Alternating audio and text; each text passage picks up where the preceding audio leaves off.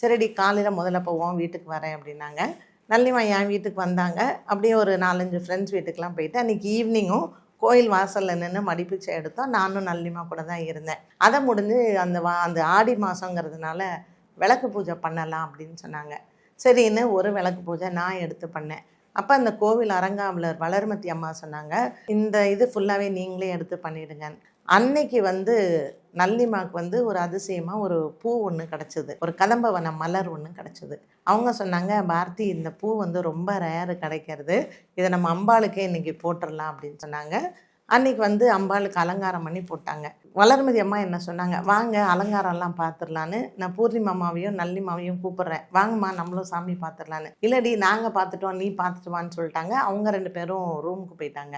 நான் உட்காந்து சாமி பார்க்கும்போது முன்னாடி உட்காந்துருந்தேன். அந்த வளர்மதி அம்மா ஐயர்கிட்ட சொல்கிறாங்க, அந்த மஞ்ச மாலையை எடுங்க அம்மாவுக்கு போடலாம் அப்படின்னாங்க.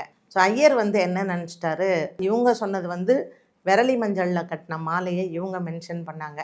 அந்த ஐயர் எலுமிச்சம்பழ மாலையும் இந்த கதம்பவன மாலையும் எடுத்து வளர்மதி அம்மாட்ட கொடுக்குறாங்க. வளர்மதி அம்மா என் கழுத்தில் போடுறாங்க. அந்த அம்மா கழுத்தில் போட்டது தான் அடுத்த நிமிஷம் எனக்கு அங்கே அம்மன் வந்தது. என் வாழ்க்கையில் அது வரைக்கும் நான் சாமி ஆடினதுலாம் கிடையாது. அன்றைக்கி ஒரு 20 நிமிஷம் என்ன நடந்ததுன்னு எனக்கும் தெரியாது. நல்லிமாவோட சிஸ்டர் கூட இருக்காங்க, நிறைய மீடியா பர்சனாலிட்டிஸ் எல்லாம் இருந்தாங்க. அதுக்கப்புறம் எனக்கு சொன்னாங்க, உன்னை ஒரு டிஃப்ரெண்ட்டாக நாங்கள் அன்றைக்கி பார்த்தோம் அப்படின்னு சொல்லிட்டு.